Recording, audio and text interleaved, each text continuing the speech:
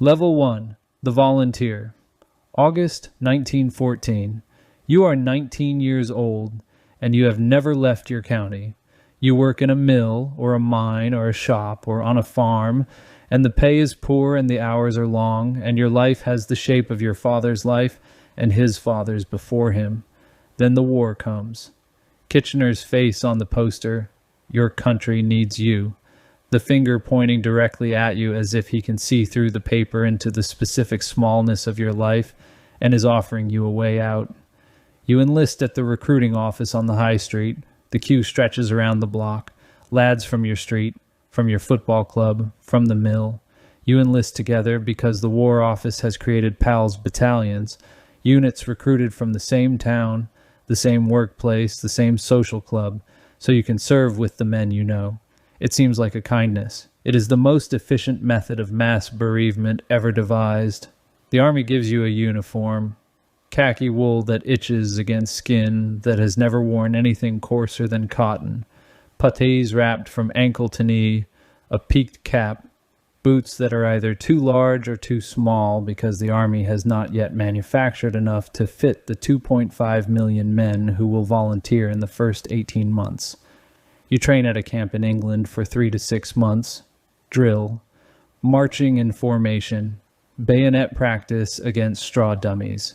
You fire a Lee Enfield .303 rifle for the first time, and the kick bruises your shoulder. They teach you to fire 15 aimed rounds per minute, the famous Mad Minute. They don't teach you what the Western Front looks like because the officers who train you have never seen it either. In early 1915, you board a ship at Southampton. You cross the channel. You land in France. You march through villages where the locals watch you pass. Some wave, some don't. You hear the guns before you see the trenches, a low, continuous thunder that never stops. It hasn't stopped since October 1914. It won't stop until November 1918. Level 2, the private. You enter the trench system for the first time, and the first thing that hits you is the smell. It is a smell that no description can prepare you for. Decomposing human flesh. Excrement from the latrines, which are open pits dug into the trench wall. Cordite. Chloride of lime spread over everything to slow the rot and the disease. Stagnant water, wet wool, the sweet chemical stink of a body that has been lying in no man's land for weeks and cannot be retrieved because the snipers cover it. You step into mud that is ankle-deep in summer and thigh-deep in winter. The trenches at Ypres and Passchendaele sit below the water table.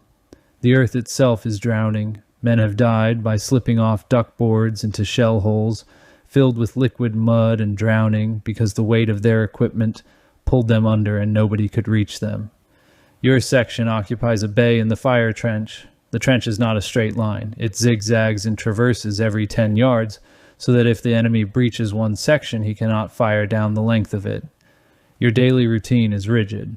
Stand to at dawn. Every man on the fire step with his rifle aimed at no man's land because dawn is when attacks come.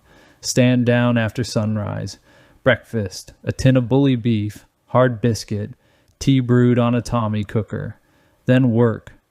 Repairing the trench walls with sandbags, draining water, filling sandbags, carrying ammunition, always carrying something. You are a beast of burden in a khaki coat. At night you go over the top into no man's land on wiring parties, restringing the barbed wire that the shells tear apart daily.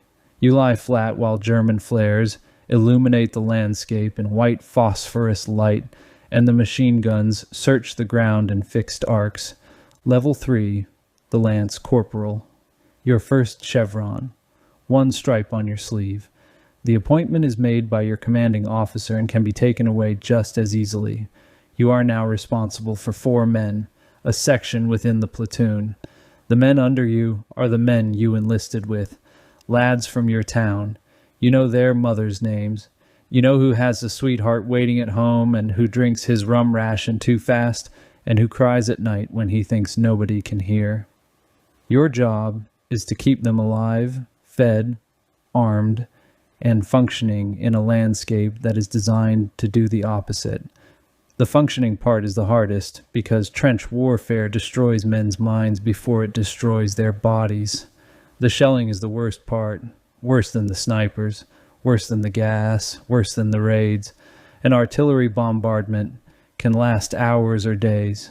You crouch in the bottom of the trench with your hands over your ears, and the earth shakes, and the sandbags burst, and the timbers of the dugout crack, and men scream, and the noise is so total that it replaces thought. When it stops, the silence is worse because the silence means the infantry is coming. You lose your first man 6 weeks in, a sniper. He raised his head above the parapet for 2 seconds to look across no man's land because he heard a sound and wanted to see what it was. The bullet entered below his left eye.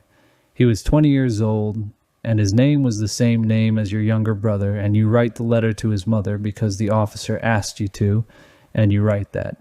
He died quickly and didn't suffer, and it is the first of many lies you will tell to people who need to believe them.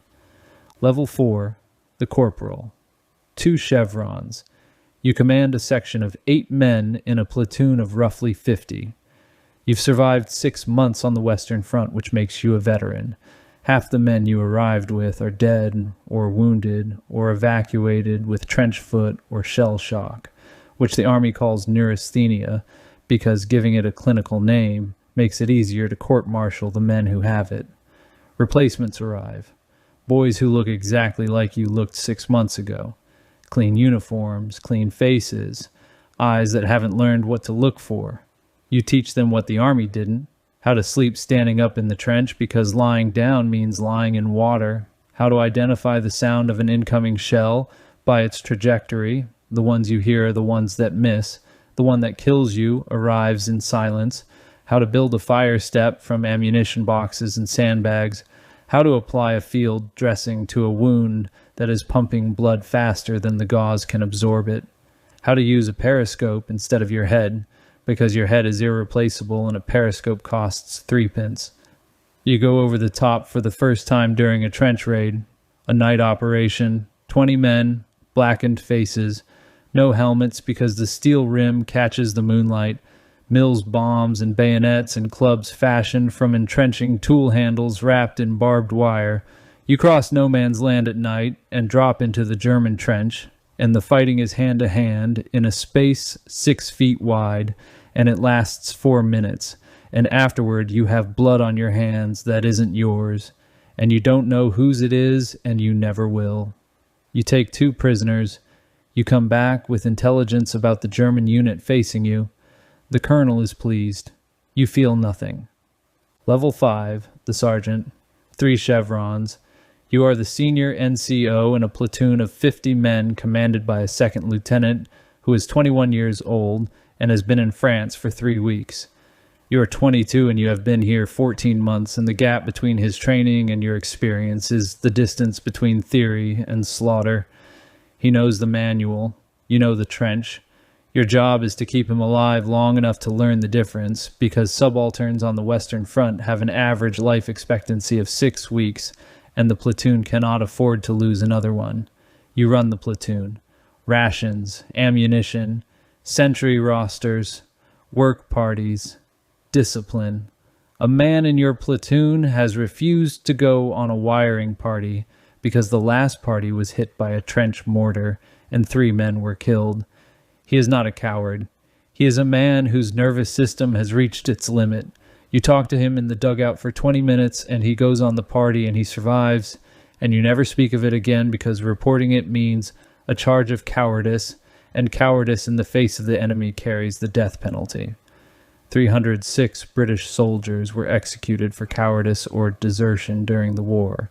You knew 2 of them personally. One was a man who had been buried alive by a shell and dug out by his mates and sent back to the front line 48 hours later and broke on the 2nd day. He couldn't stop shaking. He couldn't speak. He walked away from the trench and was arrested a mile behind the lines. He was shot at dawn by a firing squad from his own regiment. You were not on the squad. You know who was. Nobody talks about it. The Army doesn't acknowledge that a man can be brave 99 times and broken on the 100th. Level 6, the company sergeant major. Warrant officer class 2.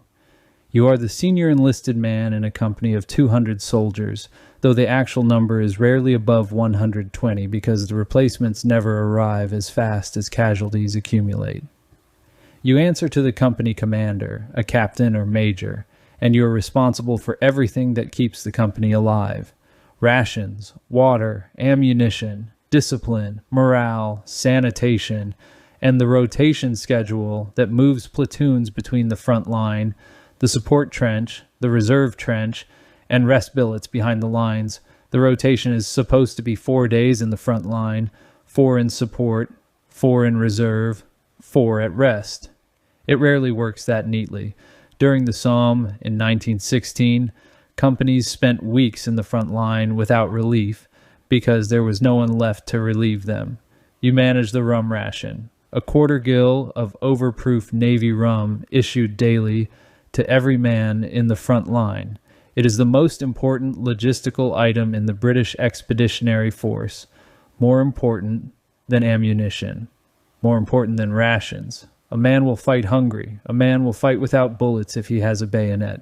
He will not fight without the small, warm certainty that something human is coming. You manage the stretcher bearers, the runners, the Lewis gun teams, the bombers, the signalers. You manage the dead. When a man is killed, his personal effects are collected, catalogued, and sent to the base for forwarding to his family. His identity disc, one red, one green, worn around the neck, is checked. One stays with the body, one goes to records. You have done this hundreds of times. You know the weight of a dead man's pockets. Letters, photographs, a lucky coin, a lock of hair. Level 7, the subaltern. You've been commissioned from the ranks. Battlefield commission, second lieutenant. You were a sergeant 3 weeks ago, and now you wear a Sam Brown belt and a single pip on your shoulder, and you command the platoon you used to serve in. The men still call you sergeant when no one is listening. The officers' mess is a different world, better food, whiskey instead of rum. A Batman, a personal servant, who cleans your kit and brings your meals. You sleep in a dugout with a wooden bed frame instead of on the fire step wrapped in a ground sheet. The privileges feel obscene. You eat your meals 40 yards from men eating bully beef in the rain, and the distance between your plate and theirs is the class system of England compressed into a trench. Your job is to lead. In the British Army of 1914 to 1918, officers lead from the front, literally. When the whistle blows and the platoon goes over the top, you go first. You climb the ladder, stand on the parapet, and walk into machine gun fire while your men follow. This is why subalterns die at twice the rate of privates. A German machine gunner doesn't aim at the man in the ranks. He aims at the man with the pistol and the Sam Brown belt because that man is the officer, and killing him collapses the platoon's command structure. You lead your platoon over the top at the Somme or Passchendaele or Arras or Cambrai. The barrage lifts. The whistles blow all along the line. A thin sound swallowed immediately by the roar of machine guns. You climb the ladder. You stand on the parapet in full view of the German lines. You walk forward because the doctrine says walk. The man behind you is hit before his boots clear the parapet, and he falls back into the trench, and the man behind him climbs over his body and follows you into the wire. Level 8, the captain, company commander. You lead 200 men, or 150, or 90, depending on the week, and what the shells and the snipers and the gas and the disease have taken. You've survived 2 years on the Western Front. You are 24 years old and you look 40. Your hair has thinned from stress. Your hands shake when you hold a teacup, though they are steady when you hold a revolver, and this contradiction is the most honest thing about you. You plan trench raids. You coordinate with the artillery battery assigned to your sector. You write letters to the families of dead men, and you have written so many that the phrases have become automatic, and you hate yourself for the automation, but the alternative is feeling each one individually, and you can't do that anymore, because there are too many, and if you let one in, you let them all in. A gas attack hits your sector. Chlorine, then phosgene, then mustard, as the Germans refine their chemistry over the course of the war. The warning comes. A klaxon horn or a bell made from an empty shell casing. Gas. Gas. You pull on your PH helmet or your box respirator and you order your men to do the same, and the men who are slow or whose masks are damaged breathe it in, and the chlorine burns their lungs from the inside, and they drown in the fluid their own bodies produce. The mustard gas is worse. It doesn't kill immediately. It blisters the skin, blinds the eyes, and destroys the respiratory system over days. Men lie in casualty clearing stations coughing up the lining of their own bronchial tubes. You visit them. You don't know what to say. You never know what to say. Level 9, the Armistice, November 11th, 1918. 11 a.m. The guns stop. The silence after 4 years of continuous bombardment is the loudest thing you've ever heard. You stand in the trench, and the men around you stand in the trench, and nobody cheers. In the films they'll make later, men throw their hats in the air and embrace. In reality, the men who have been here longest stand in silence and stare at the sandbags and try to comprehend that the thing that has defined every minute of their existence for years has simply stopped. Some men weep, not from joy, from something they can't name that is relief and grief and exhaustion and rage compressed into a single sensation that the body expresses as tears because it has no other mechanism. You've survived. 886,000 British soldiers did not. You go home.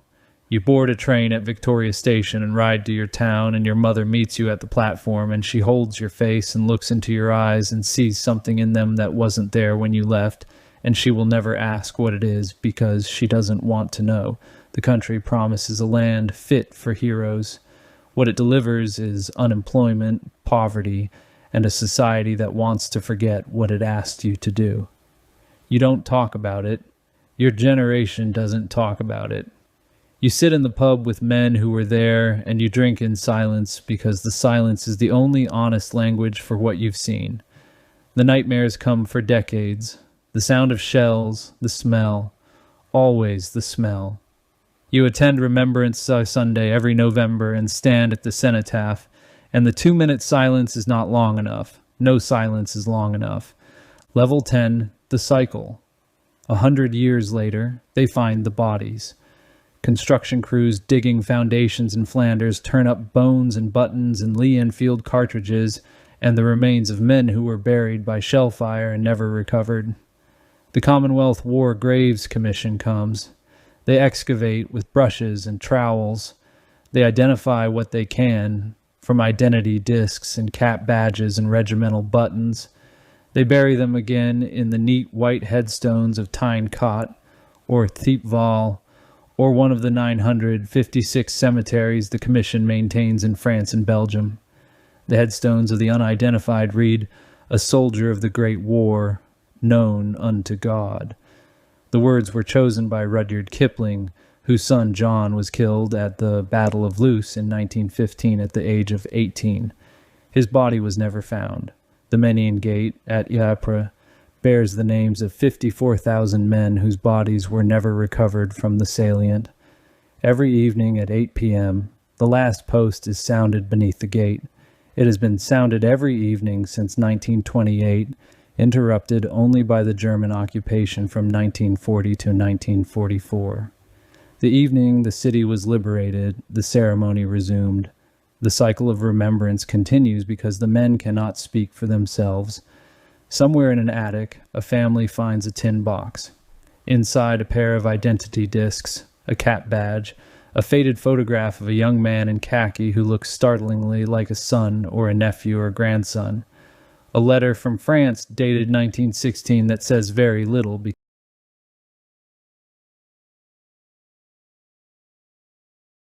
because the censor wouldn't allow it, and the soldier couldn't describe it, and the distance between what he saw and what language can carry was already too wide to cross. The family reads the letter. They visit the cemetery. They stand before a white headstone in a field in Belgium and try to imagine what it was like. They can't. Nobody can. That is the final truth of the trenches. They are beyond imagination. They can only be survived or not survived. The men who survived carried them in silence. The men who didn't are carried by the stone.